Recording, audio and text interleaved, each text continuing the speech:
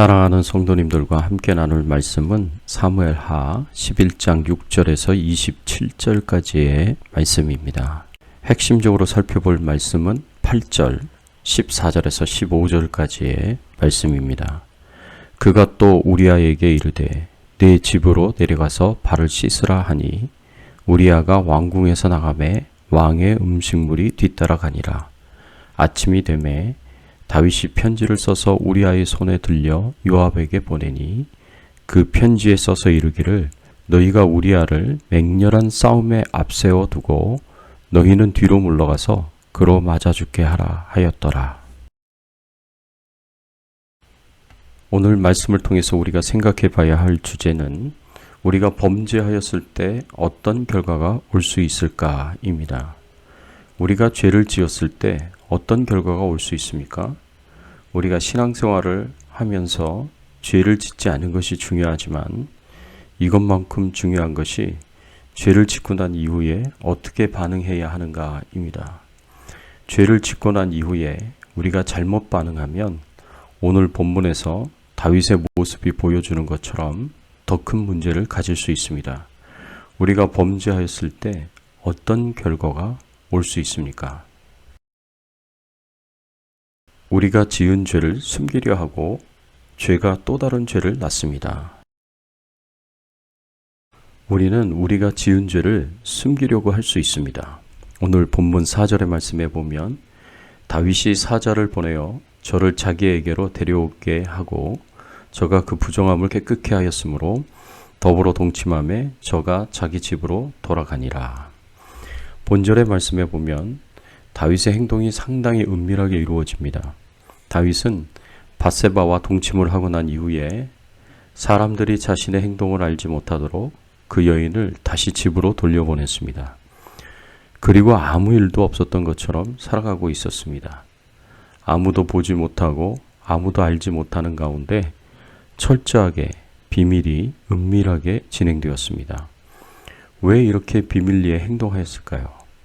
자신의 행동이 하나님 앞에서나 다른 사람들 앞에서 떳떳하지 못한 행동이었기 때문입니다. 이렇게 다윗의 경우와 마찬가지로 죄는 항상 은밀하게 비밀리에 진행되는 성격이 있습니다. 왜냐하면 그 행동이 하나님 앞에서나 사람들 앞에서 떳떳하지 못하고 부끄러운 것이기 때문입니다.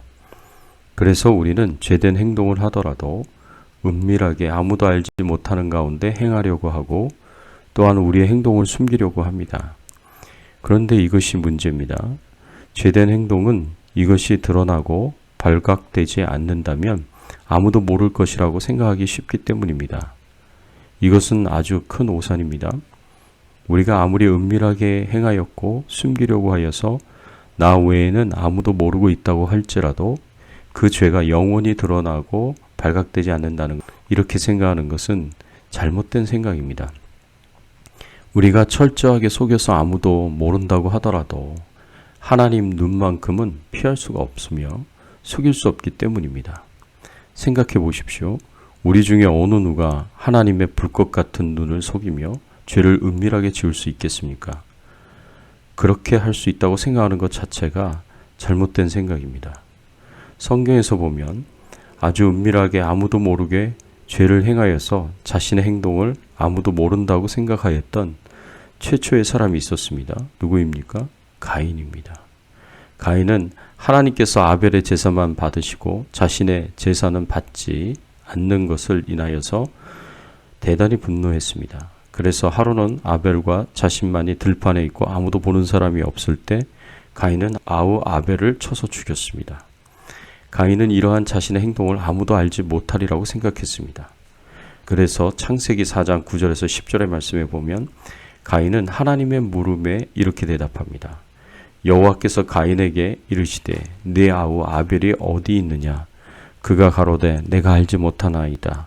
내가 내 아우를 지키는 자니이까. 가라사대 네가 무엇을 하였느냐? 내 아우의 핏소리가 땅에서부터 내게 호소하느니라.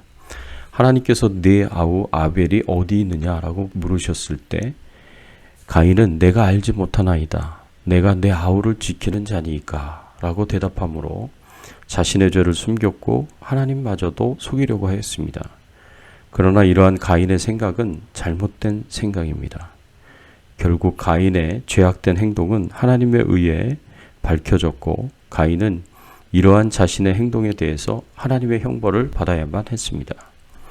우리는 이렇게 다윗과 가인의 경우를 통해서도 볼 때 우리가 아무리 모든 사람의 눈을 속이고 은밀하게 행하며 자신의 죄를 숨긴다고 할지라도 하나님의 불꽃 같은 눈은 내 행동의 하나하나를 세밀하게 살피고 계시고 다 알고 계심을 깨달아야 합니다.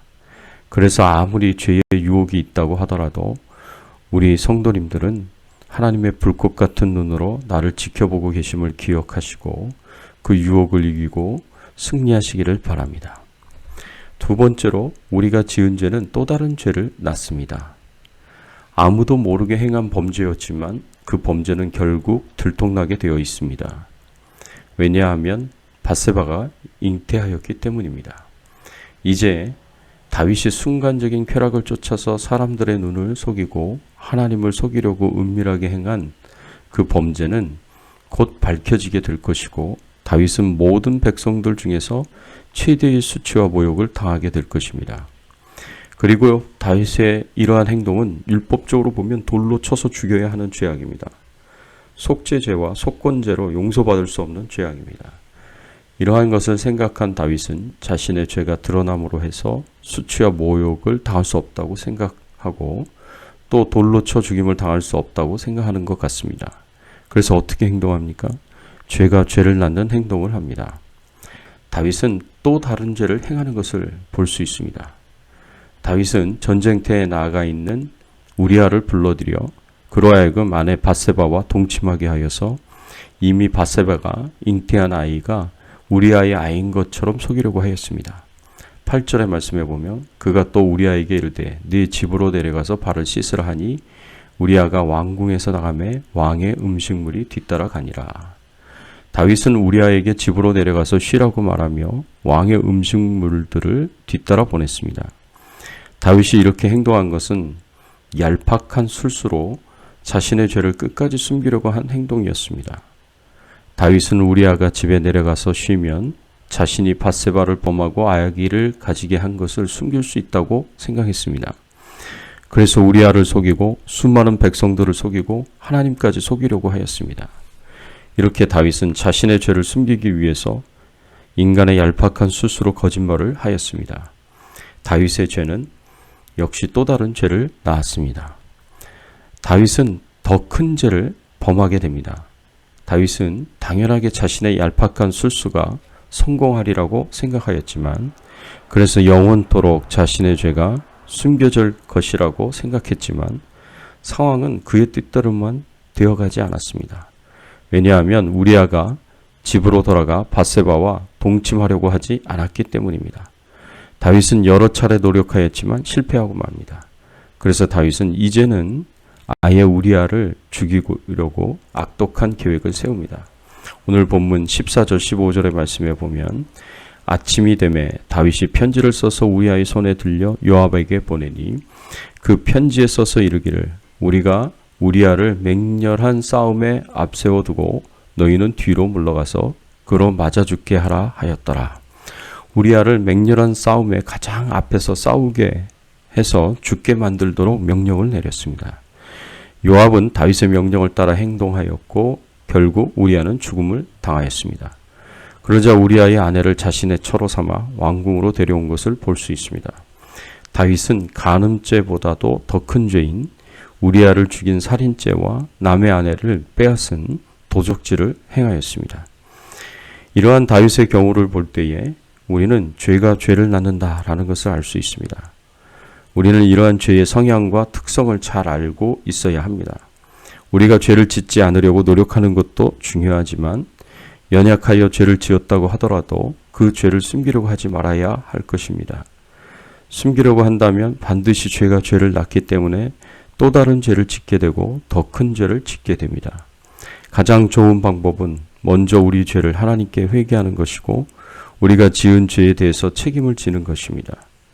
우리의 모든 행동에는 그 책임이 뒤따르는 것입니다. 죄를 지었음에도 불구하고 그 책임을 회피하려고 한다면 우리는 더욱 큰 죄를 짓게 될 것입니다. 우리 성도님들은 불꽃 같은 눈으로 하나님께서 나를 보고 계시다는 것을 기억하시고 죄를 멀리하시고 비록 죄를 지었다고 하더라도 그 죄를 숨김으로 하나님께서 싫어하시는 또 다른 죄, 더 큰 죄를 짓지 않고 하루빨리 회개하여서 죄의 길에서 돌이킴으로 신앙의 승리를 이루시는 성도님들이 되시기를 예수님의 이름으로 축원합니다. 함께 기도하겠습니다. 하나님 감사합니다. 오늘 다윗의 경우를 통해서 우리에게 귀한 교훈을 주시니 감사를 드립니다.